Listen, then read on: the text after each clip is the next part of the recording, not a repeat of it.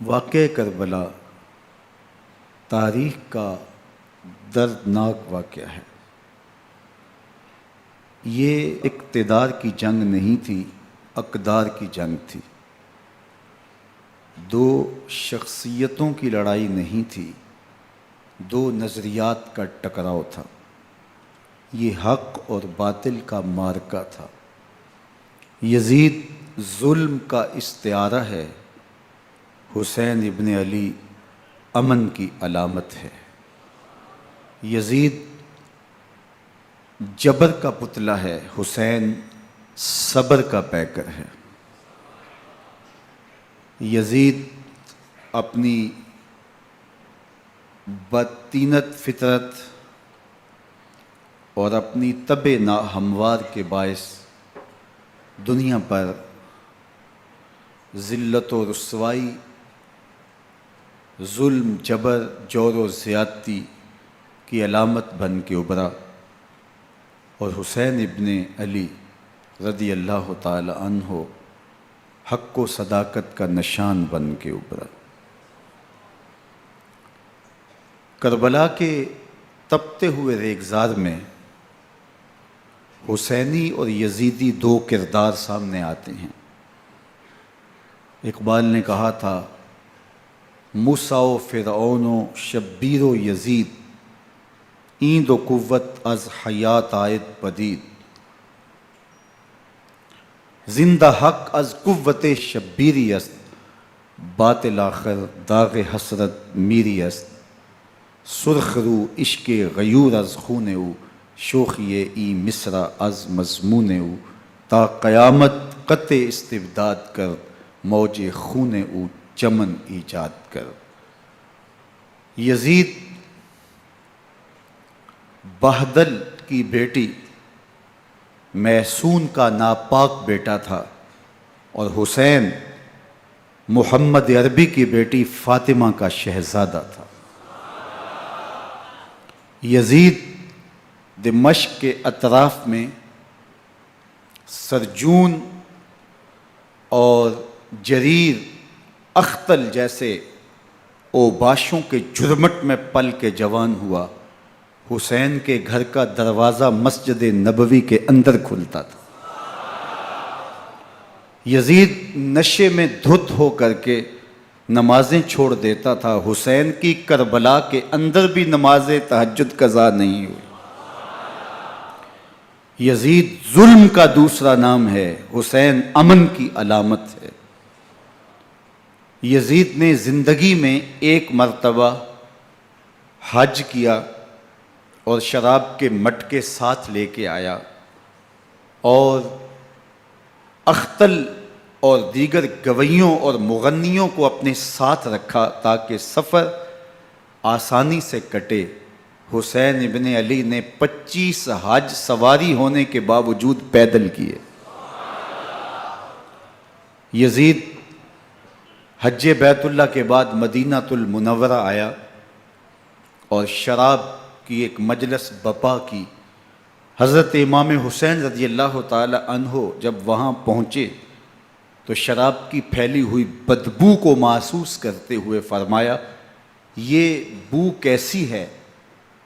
تو نشے میں دھت یزید بولا، یہ شام میں بنتی ہے، اور ایک جام منگوایا اور اس کو پیتے ہوئے دوسرا جام حضرت امام حسین رضی اللہ تعالی عنہ کی طرف بڑھاتے ہوئے کہا، ابا عبداللہ لیجئے۔ تو حضرت امام حسین رضی اللہ تعالی عنہ نے فرمایا، میں اس کی طرف دیکھتا بھی نہیں ہوں، اور پھر وہ عشقی اشعار پڑھنے لگا۔ جب یزید کی شراب نوشی کا منظر امام حسین رضی اللہ تعالی عنہ اپنی آنکھوں سے دیکھ چکے تھے، تو مجھے بتاؤ یزید کے ہاتھ پہ امام حسین کا پاک ہاتھ کیسے آتا؟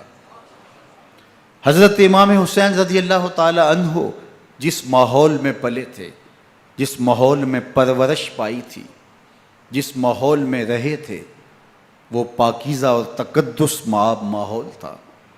اور یزید کبھی اطراف دمشق میں، کبھی غوطہ میں، کبھی الخضرہ محل میں، اور کبھی کہاں داد عیش دیتا رہا اور لہو و لعب کے اندر مصروف رہا، اور اس کی زندگی ان چیزوں سے عبارت تھی۔ وہ محرمات کو حلال قرار دیتا، شراب نوشی اس کی ہڈیوں میں رچی ہوئی تھی، اور شریعت بیضا کا مذاق اڑایا کرتا۔ اور حسین ابن علی رضی اللہ تعالی عنہ کی دوستیاں جن لوگوں سے تھی وہ عبداللہ ابن عباس تھے، عبداللہ ابن عمر تھے، حضرت عبد الرحمن بن ابو بکر رضی اللہ تعالی عنہ تھے۔ یزید تو جوا کھیلتا رہا، یزید تو قمار بازی کرتا رہا، یزید تو شراب نوشی کرتا رہا، اور حسین ابن علی مسجد نبوی کے ممبر میں حضور کے پہلوؤں میں بیٹھتے رہے۔ زمانے نے وہ منظر دیکھا کہ سرخ رنگ کے جوڑے پہنے ہوئے حسنین کریمین حجرہ فاطمہ سے نکلتے ہیں، کم عمری کی وجہ سے کبھی گرتے ہیں کبھی سنبھلتے ہیں، اور آقا کریم خطبہ ارشاد کر رہے ہیں، خطبہ چھوڑ کے حضور نے شہزادوں کو اٹھا لیا۔ وہ منظر بھی زمانے نے دیکھا۔ حضرت عبداللہ بن شداد کہتے ہیں کہ حضور سجدے میں تھے اور سجدہ اتنا طویل ہو گیا، ہمیں لگا یا تو وحی کا نزول ہو رہا ہے یا پھر اللہ کا حکم آ گیا اور اللہ کے محبوب کی روح قبض کر لی گئی۔ لیکن میں نے جب نظریں اٹھا کے ننکیوں سے دیکھا تو کیا منظر تھا کہ حسین ابن علی حضور کی پشت پہ بیٹھے ہوئے اور میرے آقا سجدے کو طول دے رہے ہیں۔ اللہ اکبر! حسین کے لیے پیغمبر کے سجدوں کو طول دیا جا رہا ہے۔ حسین ابن علی کبھی ممبر پہ حضور کی اطراف میں بیٹھتے ہیں، وہ منظر بھی دنیا نے دیکھا کہ حضور کے مبارک کندھوں پر حسین ابن علی بیٹھے ہیں اور حضور کی زلفوں کو پکڑا ہوا ہے۔ تو حضرت عمر رضی اللہ تعالیٰ عنہ دیکھ کے کہتے ہیں واہ واہ کیسی سواری میسر آئی حسین ابن علی کو۔ تو میرے آقا مسکرا کے کہتے ہیں عمر سواری دیکھتے ہو سوار بھی تو دیکھو۔ اللہ اکبر! حضرت اسامہ بن زید بن حارثہ رضی اللہ تعالیٰ عنہ فرماتے ہیں رات کا ایک پہر گزر گیا اور مجھے حضور سے کوئی کام تھا، میں آقا کریم کی خدمت میں حاضر ہوا، در دولت پہ دستک دی، حضور تشریف لائے تو چادر اوڑی تھی، بکل کی ہوئی تھی میرے حضور نے، تو میں نے اپنی حاجت کہی تو حضور نے میری حاجت پوری کر دی۔ لیکن ایک منظر میں نے دیکھا کہ حضور نے جو چادر کی بکل فرمائی تھی اس کے اطراف میں پہلوؤں میں ابھار تھے جس طرح اندر کوئی ہو۔ مجھ سے نہ رہا گیا، میں نے پوچھ لیا، میں نے کہا بندہ نواز چادر کے اندر کیا ہے؟ فَكَشَفَهُ، تو حضور نے چادر کو کھول دیا۔ فَإِذَا الْحَسَنُ وَالْحُسَيْنُ عَلَىٰ وَرِكَيْهِ، تو کہتے ہیں میں نے اپنی آنکھوں سے دیکھا ایک پہلو سے امام حسین لپٹے ہوئے تھے، ایک پہلو سے امام حسن لپٹے ہوئے تھے۔ فرمایا یہ میرے بیٹے ہیں، یہ میری بیٹی کے بیٹے ہیں، اے اللہ میں ان سے پیار کرتا ہوں، تو بھی ان سے پیار کر، جو ان سے پیار کرے اس سے بھی پیار کر۔ ان کی محبت کا درس دیا، ان کے پیار کا سبق پڑھایا، کہا ان سے پیار کرنے والا میرے سے پیار کرنے والا ہے، ان سے بغض رکھنے والا میرے سے بغض رکھنے والا ہے۔ ان کی تکلیف حضور کو بے چین کر دیتی تھی۔ حضرت سیدہ فاطمہ الزہرا رضی اللہ تعالی عنہ کے گھر کے قریب سے گزرے تو حضرت امام حسین کے رونے کی آواز آ رہی تھی، تو آقا کریم علیہ السلام نے فرمایا کہ فاطمہ حسین کو چپ کرواؤ، الا تعلمی ان بقاءہ یوزینی، تو جانتی نہیں حسین کا رونا مجھے دکھ دیتا ہے۔ حسین ابن علی کو حضور رونے نہیں دیتے تھے، ان کو دکھی نہیں ہونے دیتے تھے، کیونکہ رسول اللہ صلی اللہ علیہ وسلم جانتے تھے کہ یہ کتنے دکھ سہے گا، کتنی تکلیفوں سے گزرے گا اور کتنے مصائب سہے گا۔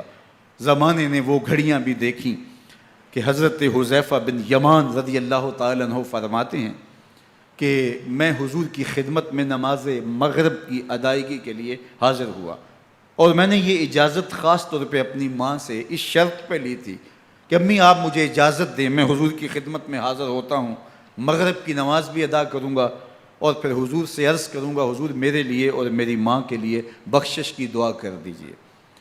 ماں نے اس شرط پہ اجازت دے دی اور میں حضور کی خدمت میں آ گیا، نماز مغرب ادا کی، سلام پھرا تو میرے دل میں آرزو تھی میں حضور سے عرض کروں حضور میرے لیے اور میری ماں کے لیے مغفرت کی بخشش کی دعا کر دیں، لیکن حضور عبادات میں ذکر میں نوافل میں ایسے مشغول ہوئے کہ میں آرزو رکھنے کے باوجود بھی عرض نہ کر سکا۔ خیر نماز عشاء کا وقت ہوا، اذان پکاری گئی، حضور مصلی پہ آئے، نماز پڑھی، سلام پھرا، تو میرے دل میں پھر خیال آیا کہ ماں سے ایک نماز کی چھٹی لی تھی، نمازیں بھی 2 ہو گئیں، ماں نے جاتے پوچھنا ہے حضور سے میرے لیے اور اپنے لیے مغفرت کی، بخشش کی دعا کروائی تھی، تو کیا جواب دوں گا؟ اور حضور اٹھے اور کاشانہ اقدس کی طرف چل دیے۔ اب میرے دل میں یہ خیال رہ کے آ رہا تھا کہ ماں کو کیا جواب دوں گا، میں تو حضور سے بخشش و مغفرت کی دعا کروا ہی نہیں سکا۔ جب حضور چل پڑے تو غیر ارادی طور پہ میں بھی حضور کے پیچھے چل پڑا۔ چلنے میں تھوڑی سی رفتار تیز ہو گئی، جس سے قدموں کی آہٹ پیدا ہوئی، تو جب آواز پیدا ہوئی تو حضور نے رخ پھیرے بغیر فرمایا من ھذا، میرے پیچھے پیچھے کون آ رہا ہے؟ پھر خود ہی کہا حذیفہ تو نہیں؟ تو میرا دل دھڑک رہا تھا، قلت نعم، میں نے کہا جی حضور میں حذیفہ ہوں۔ فرمایا ما حاجتک غفر اللہ لک ولامک، کیا کام ہے؟ اللہ تجھے بھی بخش دے، تیری ماں کو بھی بخش دے۔ اب جو کام تھا وہ جنبش لب سے پہلے ہی ہو گیا، یہاں تو لفظوں کا سہارا بھی نہیں لینا پڑتا، وہ بند لبوں کی بولیاں بھی سنتے ہیں۔ اقبال بولا ہے فروغت صبح آثار و دہور، چشم تو بی نندائے ما فی الصدور، تیری نظر تو سینوں کے چھپے راز بھی دیکھتی۔ تو کہا ما حاجتوں کا غفر اللہ لک ولامک، اللہ تجھے بخش دے، تیری ماں کی بھی مغفرت کر دے، کیا کام ہے؟ اب جو کام تھا وہ تو ہو گیا۔ تو میرے حضور نے ارشاد فرمایا حذیفہ سنو، ابھی ایک فرشتہ آیا ہے جو اس سے قبل دھرتی پر پہلے کبھی نہیں آیا، آج پہلی مرتبہ اللہ سے اجازت لے کے 2 کام کرنے آیا ہے، ایک تو مجھے سلام کرنے آیا ہے اور دوسرا خوشخبری دینے آیا ہے کہ آپ کی بیٹی فاطمہ جنتی عورتوں کی سردار ہے اور حسن اور حسین جنتی جوانوں کے سردار۔ ایک طرف یزید ناپاک میسون کا پلیت بیٹا، اور ایک طرف محمد عربی کا نواسا، فاطمہ کے دودھ کا اثر، علی المرتضیٰ کے خون کی تاثیر، رسول اللہ صلی اللہ علیہ وسلم کے کندھوں پہ بیٹھنے والا۔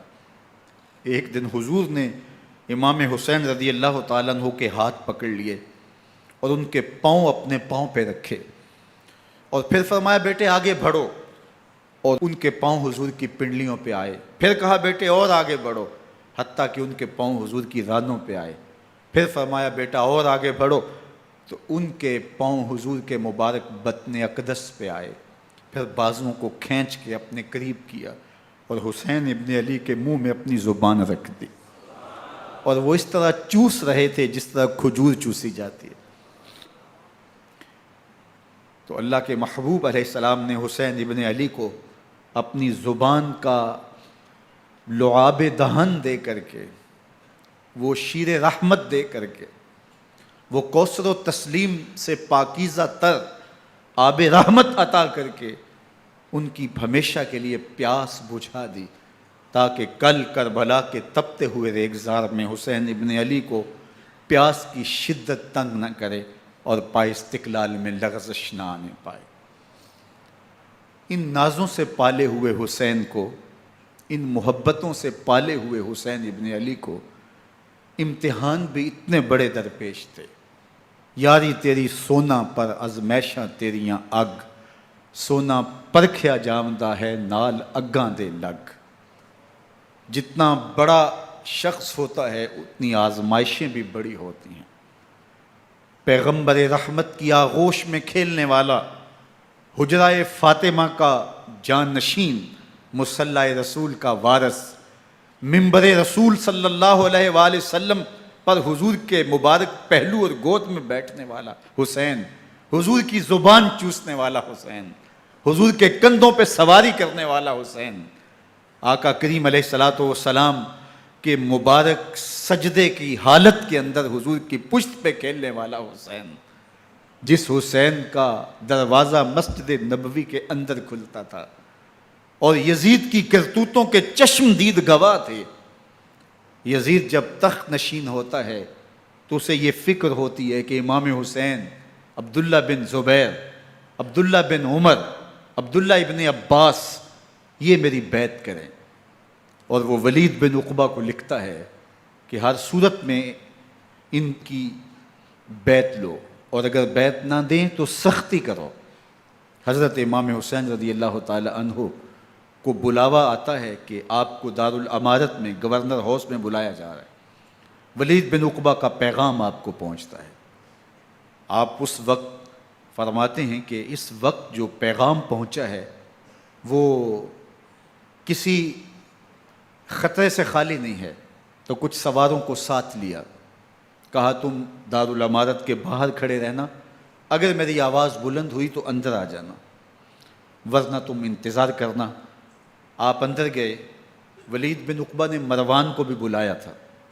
مروان بن حکم یہ گورنر مدینہ ولید سے پہلے رہ چکا ہے، تو اس نے مشورہ دیا کہ سختی کی جائے. خیر ولید بن عقبہ نے کہا کہ یہ خط ہے، حضرت امیر معاویہ کا انتقال ہو گیا اور یزید تخت نشین ہوا ہے، لہٰذا وہ آپ سے بیعت کا مطالبہ کرتا ہے. تو حضرت امام حسین رضی اللہ تعالیٰ عنہ نے فرمایا کہ میرے جیسا شخص یوں چھپ کے بیعت نہیں کر سکتا. اور آپ واپس پلٹے. مروان بن حکم نے ولید بن عقبہ کو کہا کہ یہ موقع ہے جانے نہ دیا جائے، اگر یہ نکل گئے تو دوبارہ تم قابو نہیں پا سکو گے، اور انہیں یہیں قتل کر دیا جائے. حضرت امام حسین رضی اللہ تعالیٰ عنہ نے یہ بات سن لی. کہتے ہیں حضرت امام حسین انہی قدموں کے بل واپس پلٹے اور مروان بن حکم سے مخاطب ہو کے کہا، مروان کیا بول رہا ہے؟ وہ خاموش ہو گیا. فرمایا تو جانتا نہیں ہم کون ہیں؟ آنا حسین ابن علی ابن ابی طالب، میں حسین ہوں، میں علی کا بیٹا ہوں. ہمارے گھر میں قرآن اترتا رہا ہے، وحی کا نزول ہوتا رہا ہے، اور یزید فاسق ہے، فاجر ہے، مسلمانوں کا قاتل ہے اور شرابی ہے. میں ڈنکے کی چوٹ پہ یزید کی بیعت سے انکار کرتا ہوں. بس حیدری کچھار سے محمدی شیر نکل آیا ہے. اب اوسان خطا ہو گئے، راستہ چھوڑ دیا، واپس آئے. سیدہ زینب سے ملے. کہا مدینے کو چھوڑنا پڑے گا. کہا بھیا کیا ہوا؟ کہا یزید بیعت لینے پہ مصر ہے اور میں کسی صورت بھی بیعت نہیں کروں گا. رسول اللہ کا مدینہ ہمارے خون سے لالا زار بنے گا. میں نہیں چاہتا کہ حضور کے شہر نور کی حرمت پامال ہو. دوستو وہ کیسا منظر ہوگا جب حسین ابن علی نے آخری حاضری حضور کے روضے پہ دی ہوگی. حاجی یا معتمر 10 دن کے لیے، 8 دن کے لیے، 20 دن کے لیے مدینہ المنورہ عارضی سکونت اختیار کرتا ہے، اور حضور کے روضہ انور سے، اس شہر نور سے، ان گلیوں سے، ان بام و در سے ایسا مانوس ہو جاتا ہے کہ جب واپس پلٹ رہا ہوتا ہے ان دعاؤں کے ساتھ کہ دوبارہ آنا بھی نصیب ہو، اور اسے لگتا ہے کہ میں دوبارہ بھی بلایا جاؤں گا، لیکن اس کے باوجود شہر حبیب چھوڑنا قیامت سے کم نہیں ہوتا. اعظم چشتی مرحوم آخری بار جب حضور کے روضہ انور پہ گئے تو بیمار تھے، ویل چیئر پہ تھے. باب بقی سے باہر نکلے تو خادم سے کہا کہ میری ویل چیئر پیچھے سے کھینچو تاکہ میرا رخ روضہ انور کی طرف رہے. اور وہ پیچھے سے کھینچتا چلا جا رہا ہے، اور جب باب مکہ سے پیچھے جنت البقیع کے قریب سے گنبد خضرا نگاہوں سے اوجل ہونے لگا تو اعظم چشتی مرحوم نے کہا، جان بدن سے نکلتی ہے اعظم، جان بدن سے نکلتی ہے اعظم، کوئی آسان ہے مدینے سے جدا ہونا، کوئی آسان ہے مدینے سے جدا ہونا.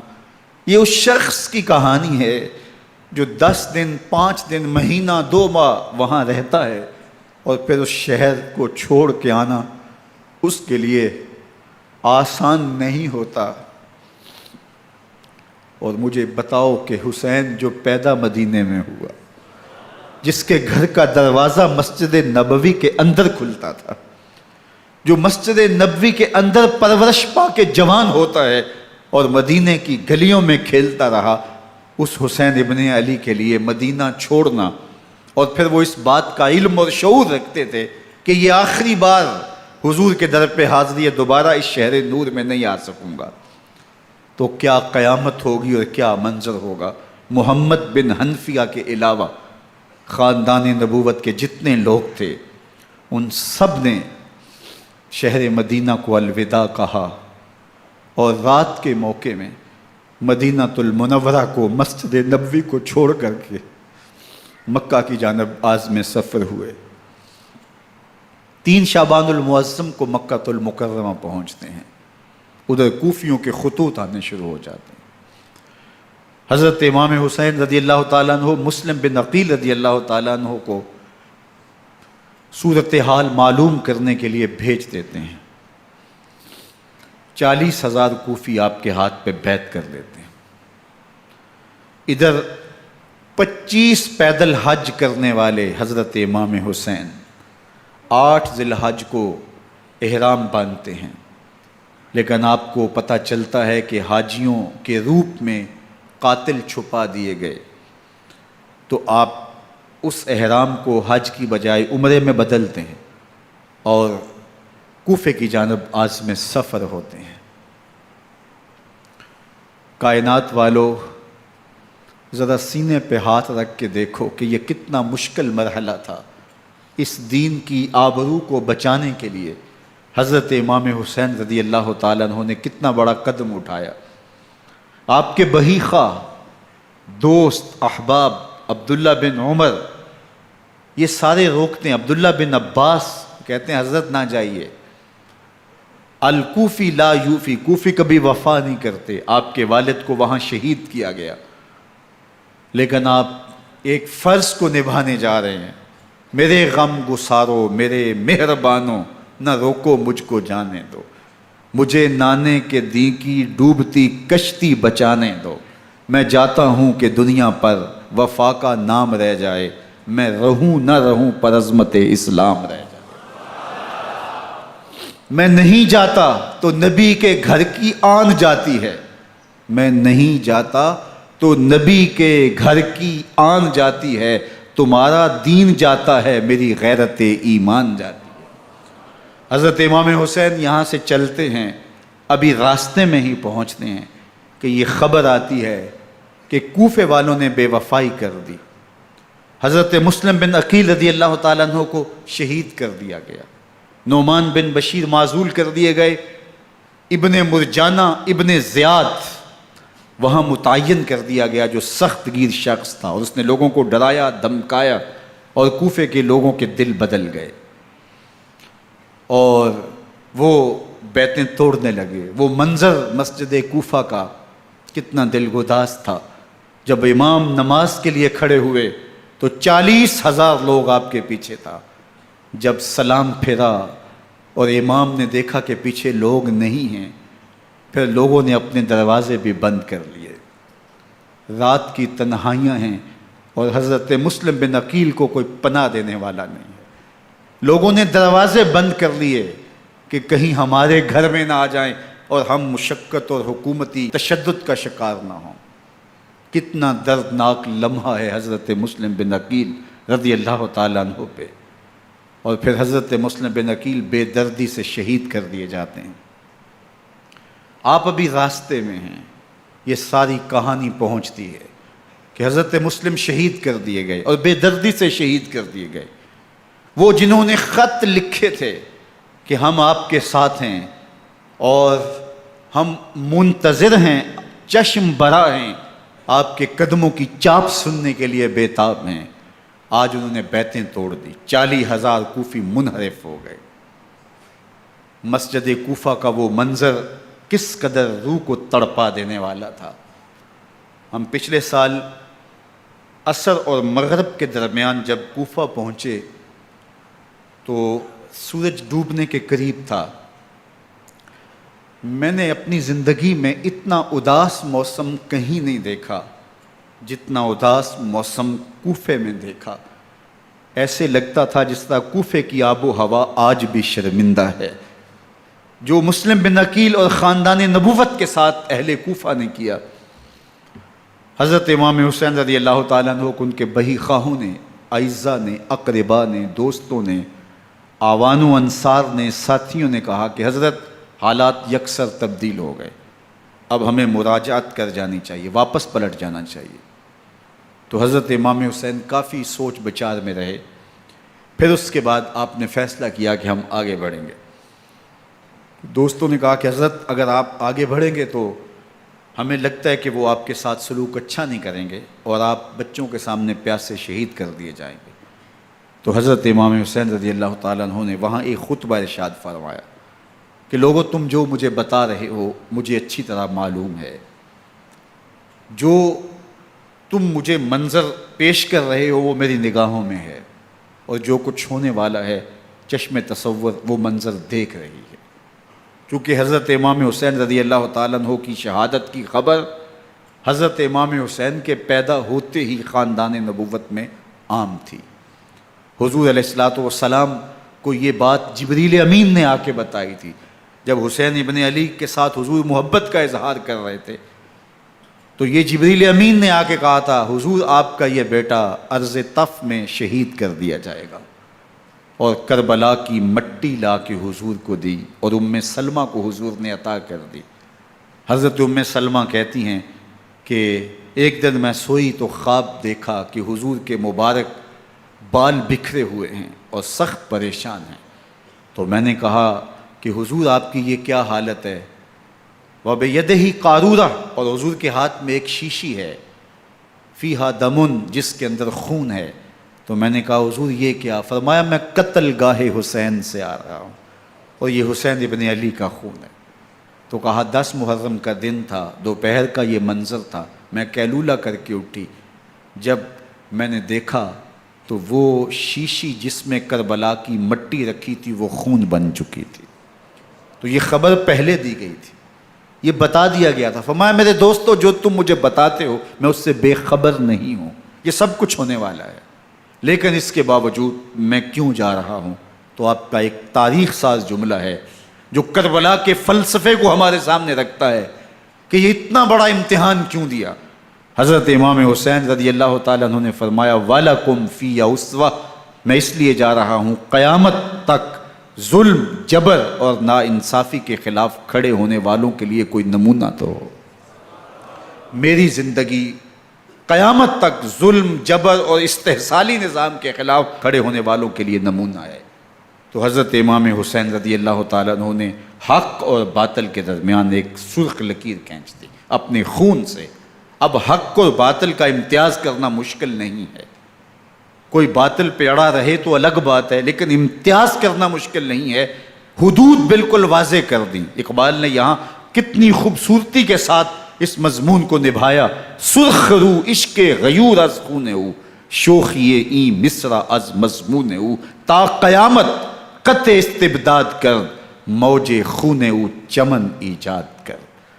ایک جہاں آباد کر دیا، حق اور باطل کی راہیں اجال دی۔ اب لوگوں کو یزید کا چہرہ پہچاننے میں دیر نہیں لگتی، وقت کے ہر یزید کا چہرہ آسانی سے پہچانا جا سکتا ہے۔ یہ معرفت زمانے کو کروائی کس نے؟ حسین ابن علی نے کروائی رضی اللہ تعالی عنہ۔ تو حضرت امام حسین نے فرمایا کہ جو میرے ساتھ ہونے والا ہے میں اچھی طرح جانتا ہوں، لیکن میں اس کے باوجود آگے بڑھوں گا۔ پھر بڑھے اور کربلا میں جا کے خیمہ زن ہو گئے۔ 7 محرم کو پانی بند کر دیا گیا، پانی بند ہوا تو کھانا بھی میسر نہیں تھا، لیکن ذکر پانی کا ہوتا ہے اس لیے کہ کھانے کے بغیر انسان کئی دن کاٹ لیتا ہے، لیکن پانی کے بغیر گزر نہیں ہوتی۔ تو فرات کی نہر سامنے اپنی موجوں کے ساتھ چمک رہی ہے، لیکن ایک قطرہ آب بھی آل رسول کو نہیں دیا جا رہا۔ کائنات کے اندر ایسے انوکھے امتحان بھی ہوتے ہیں، وارث ہوں ساقی کوثر کے، مالک ہوں حوض کوثر کے، اور بیٹے ہوں ساقی کوثر کے، اور آج ایک بوند پانی کی بھی میسر نہ ہو۔ صبر کا امتحان ہے، عزیمت کا امتحان ہے۔ حضرت امام حسین رضی اللہ تعالیٰ عنہ خیمہ زن ہو گئے، 3 دن تک پانی بند رہتا ہے، 9 محرم کو رات کی تنہائی میں حملہ آور ہونا چاہتے ہیں، لیکن آپ نے کہا کہ ہمیں اللہ کے حضور عبادت اور ذکر کے لیے وقت دیا جائے۔ ساری رات ذکر میں گزرتی ہے، عبادات میں گزرتی ہیں۔ رات کے اندھیرے میں آپ چراغ بجھا دیتے ہیں۔ آوان و انصار کو کہتے ہیں کہ ان کی دشمنی میرے ساتھ ہے، انہیں میرا خون چاہیے، اگر تم رات کی تاریکی میں نکل جاؤ تو میں تم سے کوئی مواخذہ نہیں کروں گا، اور یہ بھی تمہارا پیچھا نہیں کریں گے، اس لیے کہ ان کا مطلوب تم نہیں ہو، ان کا مطلوب میں ہوں۔ جب چراغ جلایا تو کوئی بھی نہیں گیا۔ مسلم بن اوسجہ کھڑے ہو کے کہتے ہیں حضرت اگر ہمارے بدن کو 70 بار کاٹا جائے اور جلایا جائے اور ہواؤں میں اڑا دیا جائے پھر بھی آپ کا ساتھ نہیں چھوڑیں گے۔ 70 سال کے بوڑھے ہیں حبیب بن مظاہر، کہتے ہیں حضرت آپ کو چھوڑ کے جائیں کہاں، آپ کو چھوڑ کے جائیں کہاں، کوئی ساتھ چھوڑنے کے لیے تیار نہیں ہے، پیاس ہے، سخت گرمی ہے، کربلا کا ماحول ہے، 72 افراد اور خاندان کی خواتین میدان کربلا میں خیمہ زن ہیں، دوسری طرف لشکر اعداء اشقیا 22,000 کی تعداد میں مقابلے میں، ایک روایت 30,000 کی ہے۔ ان صرف 72 پیاسے لوگوں کے لیے اتنے لوگوں کو جمع کرنے کا مقصد خوف زدہ کرنا تھا۔ شرط ہے کہ یزید کی بیعت کر لیں، محاصرے توڑ دیں گے، پانی دستیاب ہوگا، اعزاز و اکرام سے نوازا جائے گا، خزانوں کے منہ کھول دیے جائیں گے۔ لیکن حسین ابن علی کہتے تھے سب کچھ لٹ جائے گا، باطل کے ہاتھ پہ ہاتھ نہیں رکھوں گا۔ اللہ اکبر۔ اب صبح طلوع ہوتی ہے، عاشور کا دن چڑھتا ہے، سورج اپنی پوری تمازت کے ساتھ گرمی برسا رہا ہے۔ آج خاندان نبوت کا امتحان زمانے نے دیکھنا ہے۔ رسول اللہ کا لعاب چوسنے والا اس کے صبر کا آج امتحان ہے، حضور کے کندھوں پہ کھیلنے والے حسین کا آج امتحان ہے۔ اللہ اکبر۔ حسین ابن علی تمام حجت کرتے ہیں میں نے تمہارا کچھ نہیں بگاڑا، میں نے کسی کا خون نہیں کیا، میں نے کوئی زیادتی نہیں کی، تم کیوں میرے قتل کے در پہ ہو؟ تم جانتے نہیں میں کون ہوں؟ میں تمہارے نبی کا نواسا ہوں، رسول اللہ صلی اللہ علیہ وآلہ وسلم کے کندھوں پہ کھیلتا رہا ہوں، حضور کا لعاب چوستا رہا ہوں، اور میں بوسہ گاہ رسول صلی اللہ علیہ وآلہ وسلم ہوں۔ لیکن ان اشقیاء کے دل پر کوئی چیز اثر انداز نہیں ہوتی۔ ایک ہور ہے، اللہ اس کے دل میں نرمی ڈالتا ہے۔ پہلے تو امام حسین کو گھیر کے لے کر کے آتا ہے، لیکن بعد میں وہ قافلہ یزید سے قافلہ حسین کی طرف آ جاتا ہے۔ امام حسین فرماتے ہیں تو دنیا میں بھی ہور ہے، آخرت میں بھی ہور ہے، آزادی مل جاتی ہے۔ باقی 22,000 کا لشکر جرار امام حسین کے قتل کے در پہ ہے۔ پھر تاریخ نے خاندان نبوت کا وہ انوکھا امتحان دیکھا۔ حضرت امام حسین کے بچے بالخصوص خواتین پیاس کی شدت میں حلق خشک ہیں۔ حضرت سکینہ تڑپ کے اپنے باپ سے کہتی ہیں کہ مجھے 6 ماہ کے علی اصغر کی پیاس نہیں دیکھی جا رہی۔ بچے کو ہاتھوں پہ اٹھاتے ہیں اور نہر فرات کے کنارے پہنچ کے فرماتے ہیں اشقیاء سے مخاطب ہو کے تمہارا معاملہ میرے ساتھ ہے، اس 6 ماہ کے بچے نے تمہارا کچھ نہیں بگاڑا، اور چلو بھر کے اس کا حلق سیراب کرنا چاہتے ہیں۔ ایک 2 شاخہ تیر آتا ہے جو حضرت علی اصغر کے گلے کو چیر دیتا ہے۔ راوی لکھتے ہیں کہ وہ عام تیر نہیں تھا، جانوروں کو شکار کرنے کے لیے جو بڑے تیر ہوتے ہیں وہ 2 شاخہ تیر تھا۔ وہ گردن کو کاٹ دیتا ہے، خون بہنے لگتا ہے، گردن لٹک جاتی ہے۔ حضرت امام حسین وہ بہتا ہوا خون اپنے چلو میں لیتے ہیں اور آسمان کی طرف اچھال کے کہتے ہیں مالک حسین کی یہ قربانی بھی قبول فرما۔ یہ تماشا لب بام نہیں ہے، بچہ بیمار ہو ڈاکٹر جواب دے دیں، ماں باپ کے ہاتھ پھول جاتے ہیں، زندگی کی سانسیں ابھی چل رہی ہوتی ہیں، لیکن ڈاکٹر کہے کہ یہ میرے بس کا روگ نہیں ہے، کہیں اور لے جاؤ، تو زندگی کا لف و نشر غیر مرتب ہو جاتا ہے۔ میں سلام پیش نہ کروں حسین ابن علی کو، 6 ماہ کا علی اصغر ہاتھوں میں دم توڑتا ہے، گردن لٹک جاتی ہے، خون بہہ رہا ہے، اب خیموں کی طرف بڑھ رہے ہیں، لیکن زبان پہ شکایت نہیں ہے، کہتے ہیں مالک حسین کی یہ قربانی قبول کر لے۔ اب خیموں کی طرف آنا، شہر بانوں ام رباب سیدہ زینب حضرت سکینہ سلام اللہ علیہا کا سامنا کوئی آسان کام نہیں تھا، لیکن حسین ابن علی آتے ہیں، شہزادے کو یہاں خیموں کے قریب رکھ کے کہتے ہیں کہ یہ حوض کوثر سے سیراب ہو گیا ہے۔ اللہ اکبر، کوہرام مچ جاتا ہے خیموں کے اندر، کیا منظر ہوگا اور ان کو کن الفاظ کے پیرائے میں ڈھال کر کے ان کیفیات کو بیان کیا جا سکتا ہے جو اہل بیت کے خیموں کے اندر علی اصغر کی شہادت کے بعد کا منظر رقم ہو رہا ہوگا۔ اللہ اکبر، ادھر اشکیا آوازیں دے رہے ہیں، مبارزت کے لیے پکار رہے ہیں۔ زمانے نے پھر وہ منظر بھی دیکھا کہ جوان بیٹے کو 18 سال کی کمائی حضرت امام حسین میدان عمل میں بھیج رہے ہیں۔ وہ علی اکبر جو حسین کا نور نظر ہے، آنکھوں کا قرار ہے، دل کی تسکین ہے۔ اور پھر حضرت علی اکبر جب گھوڑے کی زین سے فرش زمین پہ گرتے ہیں تو باپ کو آواز دیتے ہیں، اور حضرت امام حسین جو ہے وہ آگے جا کے بیٹے کی لاش اٹھاتے ہیں۔ اللہ اکبر، 18 سال کے بیٹے کی لاش کو کندھوں پہ اٹھا کے خیموں تک لاتے ہیں اور ہاتھ پھیلا کے کہتے ہیں مالک حسین کی یہ قربانی بھی قبول فرما۔ کبھی قاسم بن حسن کی لاش اٹھا کے لاتے ہیں، کبھی اون و محمد کی لاشیں اٹھا کے لاتے ہیں، بھتیجوں کی، بھانجوں کی، بھائی عباس کے کٹے ہوئے بازو اور زخموں سے چھدا ہوا لاشا۔ کیا کیا قیامتیں تھیں جو اس کربلا کے ایک میدان کے اندر نہیں توڑی گئیں۔ حضرت امام حسین پر دکھ پہ دکھ، تکلیفوں پہ تکلیفیں۔ اب 71 لاشیں اٹھا کے خیموں تک پہنچا چکے، اور ادھر مبارزت کی دعوت دی جا رہی، آؤ میدان عمل میں آؤ، اب دیر کیوں کر رہے ہو۔ رسول اللہ کا حرم، رسول اللہ کی شہزادیاں جو نازوں میں پلی تھیں، وہ کلیاں جو شبنم کا بوجھ بھی گوارا نہیں کر سکتی تھی، آج مصیبتوں کے پہاڑ ٹوٹ گئے۔ حضرت امام حسین کبھی شہربانوں کو، کبھی ام رباب کو دلاسا دیتے ہیں، کبھی حضرت زینب کو کہتے ہیں۔ حضرت زینب کربلا کے اس میدان کے اندر بڑے حوصلے کے ساتھ اپنے بھائی کے ساتھ کھڑی رہی، اپنے 2 بیٹے راہ خدا میں پیش کیے، ان کی لاشیں وصول کیں، لیکن زینب جس جرأت کے ساتھ، جس پامردی کے ساتھ اس سارے منظر کو حوصلے کے ساتھ سہتی رہی، وہ یقیناً حوصلہ سیدہ زینب سلام اللہ علیہا کا ہی ہے۔ لیکن یہ وہ منظر تھا کہ زینب کا دل بھی ڈول گیا جب حسین ابن علی گھوڑے پہ بیٹھنے لگے اور ان کو گھوڑے میں بٹھانے والا کوئی نہیں تھا، اور جو بھی سوار جاتا پھر واپس اس کی لاش ہی آتی اور حسین ابن علی لے کے آتے۔ آج حسین ابن علی جا رہے ہیں، زندگی کا سارا سرمایہ لٹ رہا ہے، حضرت زینب سلام اللہ علیہا سنبھل نہیں رہی۔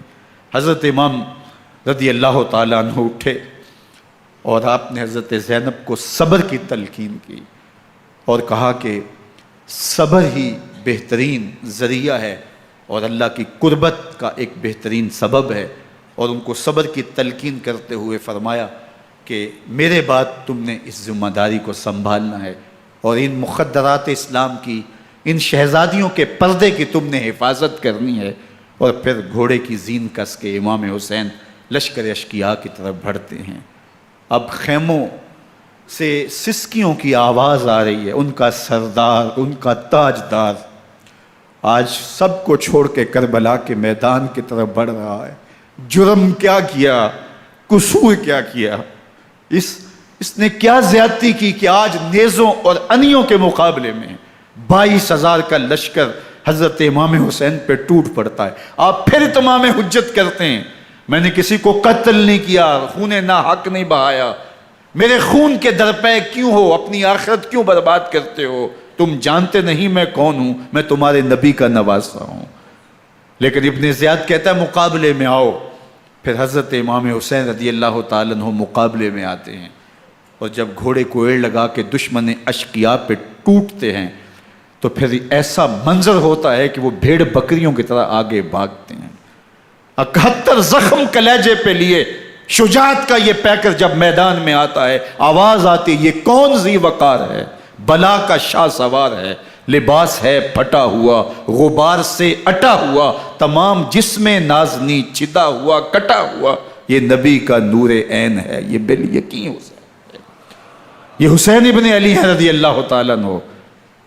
پھر چاند بادلوں میں گھر جاتا ہے، شامی غنڈے تیر برساتے ہیں، تلواروں سے آپ کے بدن پر ضربیں لگاتے ہیں اور نیزوں سے آپ کے بدن کو پرو دیتے ہیں۔ جب آپ کا پیراہن بعد میں اتارا گیا تو آپ کے پیراہن میں 122 سوراخ تیروں کے تھے، 33 زخم تلواروں کے اور 34 گھاؤ نیزوں کے تھے۔ جب گھوڑے کی زین سے فرش زمین پر آئے، بدن چھلنی تھا، زخم زخم سے خون بہ رہا تھا، 3 دن کا پیاسا حسین، اللہ اکبر، بدن زخموں سے چور، 71 لاشیں کلیجے پہ لیے، مخدرات اسلام کے پردے کا خیال دل میں الگ ہے، لیکن گھوڑے کی زین سے جب فرش زمین پہ امام حسین آتے ہیں، زبان پہ ہائے نہیں، نالا و شیون نہیں، چیخ و پکار نہیں، آتے ہی پیشانی سجدے میں رکھتے ہیں اور پکارتے ہیں اللہم ردن بقضائک وصبرن علی بلائک تسلیمن لامرک سبحان ربی الاعلی۔ مالک گھر لٹا کے، بچے لٹا کے، خاندان سب کچھ قربان کر کے، اپنے بدن کو زخموں سے چھلنی کروا کے، تیروں اور نیزوں کی انیوں سے اپنے آپ کو زخمی کروا کے، تیرے حضور سر جھکا کے یہ اقرار کرتا ہوں کہ حسین تیری تقدیر پہ راضی ہے، مالک تو بھی بتا، تو بھی حسین پہ راضی ہوا ہے کہ نہیں ہوا؟ آواز آ رہی ہے، اس پیاسے پر علی شیر خدا کو ناز ہے، اس نواسے پر محمد مصطفیٰ کو ناز ہے، اوروں نے بھی سجدے کیے پر اس کا عجب انداز ہے، اس نے وہ سجدہ کیا جس پر خدا کو ناز۔ حسین ابن علی رضی اللہ تعالیٰ عنہ کا سر انور دستے قاتل نے تب کاٹا جب وہ سجدے میں جھکا ہوا تھا۔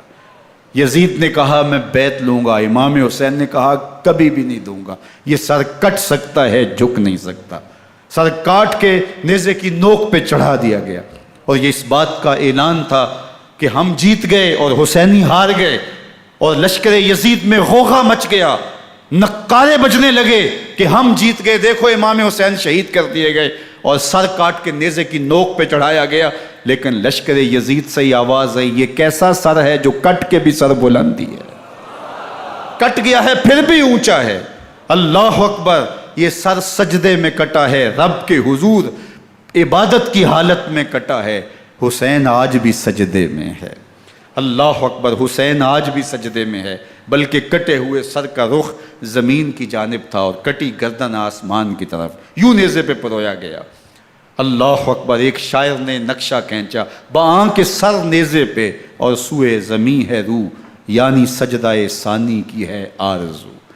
رکعت کے 2 سجدے ہوتے ہیں، ابھی ایک سجدہ ہوا تھا کہ دست قاتل نے سر کاٹ دیا، کہا حسین کی پیشانی میں دوسرے سجدے کی تمنا مچل رہی ہے۔ یہ تھا حسین ابن علی کا سجدہ، ساری زندگی رب کے حضور سجدہ قضا نہیں ہونے دیا۔ آج پانی نہیں ہے، اللہ اکبر، آج تیمم کر لیتے ہیں، آج اپنے خون کو اوڑھ کر کے حسین نے اپنی پیشانی اپنے مالک کے حضور جھکا کر کے عظیمت کی وہ انوکھی داستان رقم کر دی کہ صدیاں گزرنے کے باوجود بھی ان کی یادوں کے چراغ روشن ہیں۔ جب حضرت امام حسین اور دوسرے اعیان و انصار کو شہید کر دیا گیا تو ان کے سر نیزوں کی نوک پہ چڑھا دیے گئے، حضرت امام حسین کا کٹا ہوا سر اور باقی 71 افراد کے کٹے ہوئے سر نیزوں کی نوک پہ، اور 10 سواروں کو ابن سعد نے کہا کہ ان کو رون دو، اور گھوڑوں کی ٹاپوں تلے حضرت امام حسین رضی اللہ تعالیٰ عنہ اور ان کے آوان و انصار کو جو ہے وہ روندا گیا، حتیٰ کہ ان کی استخوان مبارک، ان کی ہڈیاں بھی چور چور ہو گئیں۔ روننے سے قبل ان کا لباس اتار لیا، ان کے کپڑے اتار لیے گئے، اللہ اکبر، کیسی دردناک گھڑیاں تھیں۔ یزید کا صرف یہی بد کرداری کا مرحلہ نہیں تھا، اس کربلا کے صحرا کے اندر یزید نے جس طرح امام حسین رضی اللہ تعالیٰ عنہ کو شہید کیا اور حضرت امام حسین کے خاندان کو شہید کیا، جب مدینہ المنورہ پر یزید نے مسلم بن عقبہ کو مقرر کیا، جس کو بزرگوں نے مصرب بن عقبہ کہا ہے، تو اس کو کہا 3 دن تک مدینے کا حرم تمہارے لیے حلال ہوگا، جو چاہو تم کرنا، اور شامی فوجوں کو اجازت ہوگی۔ تو وہاں بھی انہوں نے 10,000 تابعین اور 700 صحابہ کو شہید کیا۔ حضرت ابو سعید خدری رضی اللہ تعالیٰ عنہ گھر سے باہر نکلے، کافی بوڑھے ہو چکے تھے، تو انہوں نے حضرت ابو سعید خدری کو پکڑ لیا، کہا تم کون ہو؟ کہا مجھے ابو سعید خدری کہتے ہیں۔ تو کہا ہاں تمہارا نام سنا ہے، اور داڑھی سے پکڑ کے کھینچا اور کہا کہ ہے تمہارے پاس جو ہمیں دو؟ تو کہا کہ میرے پاس تو کچھ بھی نہیں، میں تو فقیر آدمی ہوں۔ تو ان کے گھر ان کو لے گئے، تو 2 کبوتر رکھے تھے حضرت ابو سعید خدری نے، تو وہ کبوتر لوٹ کے لے گئے۔ اللہ اکبر۔ حضرت ابن سنان رضی اللہ تعالیٰ عنہ کو، جو حضور کے علم بردار تھے فتح مکہ کے دن، ان کو ستو پہلے پلائے اور پھر ان کی گردن کاٹی گئی، اور کہا یہ ہے وہ ستو جو تم زندگی میں آخری بار پیو گے۔ ایک گھر میں داخل ہوئی شامی فوج، تو ایک خاتون کے ابھی بچہ پیدا ہوا تھا، اور قابلہ نے، دائیا نے، وہ بچہ ماں کی چھاتی پہ لٹایا، اور وہ ماں کا پہلا دودھ پی رہا تھا۔ تو یہ جا کے کہنے لگے نکالو تمہارے پاس جو کچھ ہے۔ تو اس خاتون نے کہا تم جانتے ہو یہ بچہ کون ہے؟ تو انہوں نے کہا ہم نہیں جانتے۔ کہا یہ حضرت ابن ابی کبشہ انماری رضی اللہ تعالیٰ عنہ کا بچہ ہے، اور یہ وہ صحابی ہیں کہ جو بیت الشجرہ کے موقع پہ حضور کے ہاتھ پہ بیعت کرتے ہیں۔ انہوں نے اس چیز کا لحاظ نہ کیا کہ جو کچھ ہے وہ ہمیں دو، ورنہ تیرے بچے کو نہیں چھوڑیں گے۔ تو ماں بچے سے مخاطب ہو کے کہتی ہے، ابھی بچہ پیدا ہوا ہے اور ماں سے پہلا دودھ پی رہا ہے، کہ بیٹے اگر میرے پاس کچھ ہوتا، وہ قیمتی سے قیمتی چیز بھی ہوتی، تیری جان کے لیے قربان کرتی، لیکن اس وقت میرے پاس کچھ ہے نہیں۔ تو ایک شکی آگے بڑھا اور بچے کو ایک ٹانگ سے پکڑ کے کھینچ کے دیوار کے ساتھ پٹک کے مارا، جس سے دماغ کا بھیجا نکل گیا۔ کیا کیا زیادتیاں نہیں کی۔ 700 صحابہ حرہ کے واقعہ میں شہید کیے یزید نے، اور 10,000 تابعین شہید کیے۔ مسجد نبوی میں ممبر رسول کے ساتھ گھوڑے باندھے، اور وہ ممبر رسول اور مصلی رسول کے قریب لید کرتے رہے۔ حضرت سعید عبد المسیب فرماتے ہیں میں نابینا تھا اور حضور کے روضہ انور کے پاس بیٹھا تھا، اور یزید کے سپاہی آتے، جو بھی مسجد میں نظر آتا پکڑ کے لے جاتے، مجھے نابینا سمجھ کے چھوڑ دیتے، لیکن میں پریشان تھا کہ ظہر کا وقت ہوگا، عصر کا وقت ہوگا، مغرب عشاء کا وقت ہوگا، نہ اذان، نہ اقامت، نہ جماعت، تو کیسے مجھے پتہ چلے گا کہ نماز کا وقت ہو گیا، اور کیسی میری نمازوں کا کیا بنے گا؟ میں اس فکر میں بیٹھا تھا۔ لم ازل اسمع الاذان والاقامت من قبر رسول اللہ صلی اللہ علیہ وآلہ وسلم۔ فرماتے ہیں جب بھی پھر نماز کا وقت آیا، گنبد خضرا سے اذان کی بھی آواز آئی، اقامت کی بھی آواز آئی۔ 3 دن تک مسجد نبوی کے اندر گھوڑے بندے رہے، اور مدینہ کی حرمت پامال کی۔ مدینہ کے گھروں کے اندر یہ بدکماش داخل ہوئے، اور جو بدکاریاں انہوں نے کی کلیجہ منہ کو آتا ہے۔ 1002 شیزائیں ان بدکاروں کی بدکاریوں کی وجہ سے کنواری حالت کے اندر حاملہ ہوئی۔ 3 دن تک مدینے کا حرم انہوں نے پامال کیا، اور پھر مکہ المکرمہ میں کعبۃ اللہ پر گولے برسائے، اور کعبہ کا غلاف جل گیا۔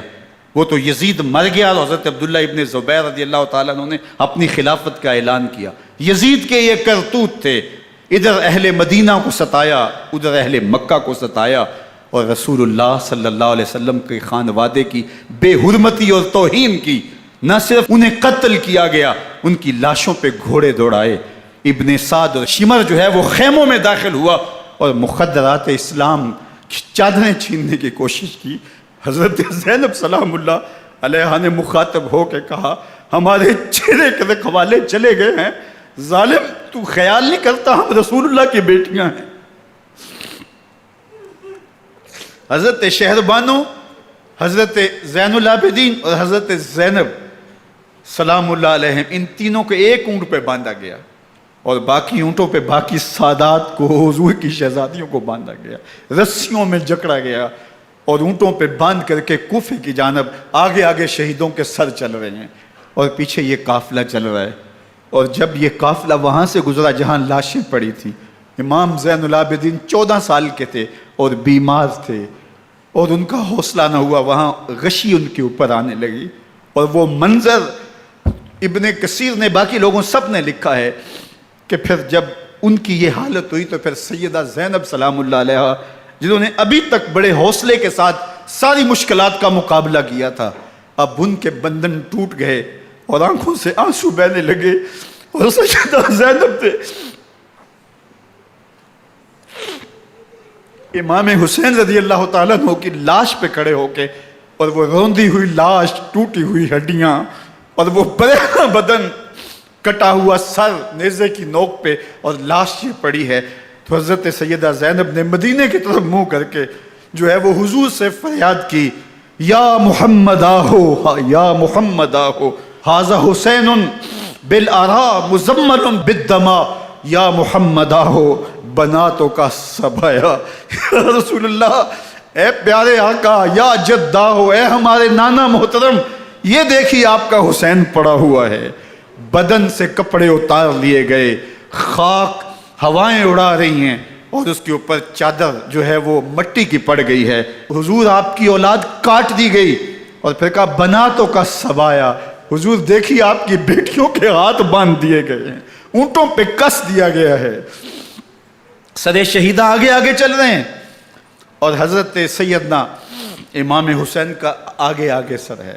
راستے کے اندر ایک جگہ آئی، رات گزری اور ان کو اتارا گیا. رات کا موقع تھا، ایک خاتون آئی اور اس نے کوئی کھانا پیش کیا ان کو، اور کہا کہ میں کسی زمانے میں حضرت سیدہ فاطمہ تو زہرا کی نوکری کیا کرتی تھی، ان کی لونڈی تھی، ان کی کنیز تھی، اور آج مجھے پتہ چلا کہ آپ لوگ گزر رہے ہیں، تو میں نے کہا کہ میں اپنی مخدومہ کے خاندان کی خدمت کروں.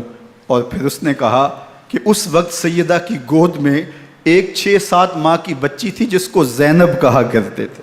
تو سیدہ زینب نے کہا کہ اماں اگر پہچانتی ہو تو وہ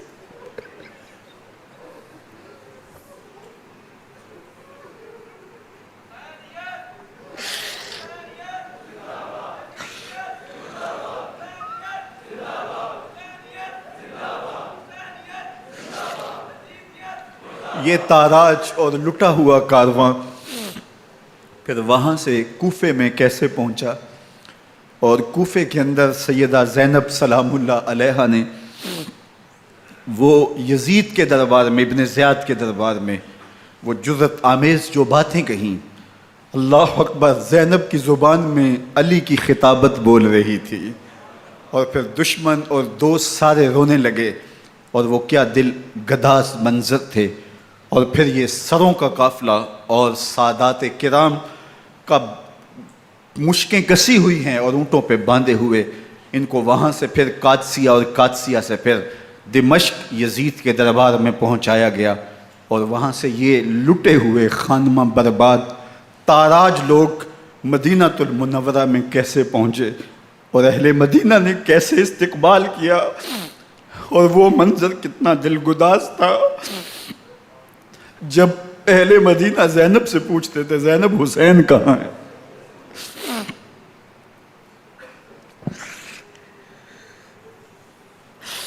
بے مروت بے وفا تیرا بھی کیا افسانہ ہے، جس نے اپنی ہی شمع کو گل کیا تو وہ پروانہ ہے.